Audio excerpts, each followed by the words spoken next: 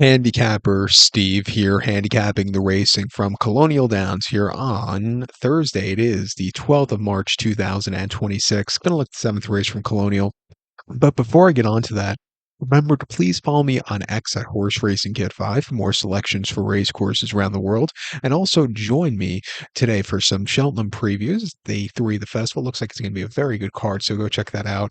And join me tomorrow for my Cheltenham Gold Cup preview, and Saturday for my Virginia Derby here from Colonial. Of course, in the UK, you have the Midlands Grand National, very good staying race, good prep race for the Grand National coming up in about 4 weeks' time. So go check that out. It's going to be a good weekend of racing here. I like that since last year they've run the Virginia Derby now as a Kentucky Derby prep race in the second weekend of March, or third weekend of March. Quite like that a lot. And it's a good card this year. Good cards this year at Colonial leading up to the Virginia Derby. Last year the cards were a little bit not great, but not crap either. There was somewhere in between there. But we're going to look at this featured seventh race Colonial, which is going to be a good race here. The seventh race at Colonial, it is the Golden Horseshoe Handicap. It's a handicap going for a purse of $100,000, race for 4-year-olds and upwards. Races for 4-year-olds and upwards. We have a field of 8 horses going the distance of ground of 2,200 meters, or a mile 3/8 on the Colonial main track. It's going to be the first time they've ever run a mile 3/8 on the main track at Colonial. Even on the turf course, they've never run a mile 3/8. And this is going to be the first time. I had to go through the records here. Colonial hasn't run a two-turn dirt race since about 2012. So, and it was a mile and a half race off the turf. And before that, I had found something from 2009. So, not a lot of two-turn Colonial dirt races to look off of. So, it's a rarity. So if anybody find any more, it'd be kind of cool. But those are the two I found. My top selection here, I'm going to go with the 3-horse Stowaway. I'm going to go 3-1-2-7 in the superfecta. 3-1-2-7 super. Top selection 3-horse Stowaway. Similar going by Gunrunner with work Beckman trains.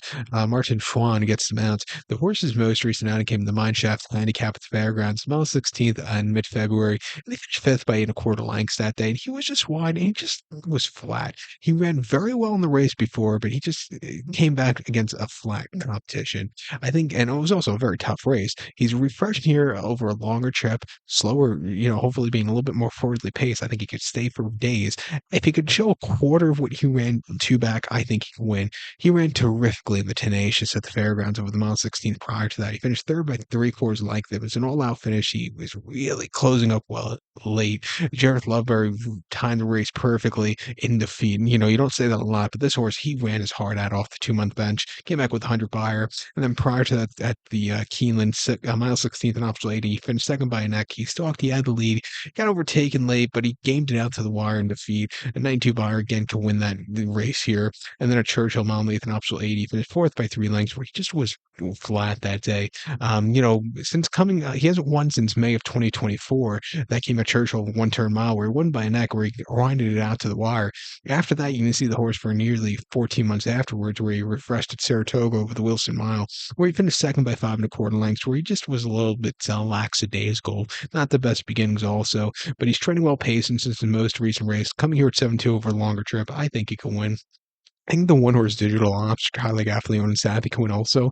Another horse who hasn't won in quite a few minutes. His most recent victor came in optional 50 at Saratoga at Aqueduct over the mile 3/16 back in October of 2024. Won by 1 3/4 lengths. Everything his own way on the front end. He flew home clear. Since then, he just hasn't found the winner's circle. He ran Harlan's Holiday after that in the fall of 24, where he just ran horribly.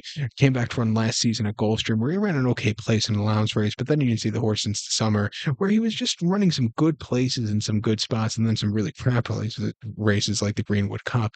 But if he could show his form like he did last time out, where he showed like he could pick up some pieces late, I think he can win. Coming to a longer trip at 3-1, let's use him on the ticket. But to recount my selection for the 7 from Colonial, I'm going to take 3-horse Stowaway. Give kudos to the 1-horse Digital Ops. 3-1-2-7 super. 3-1 in the multi-race. So good luck to all. Please follow me on X at Horse Racing Kid 5. Good luck, everybody.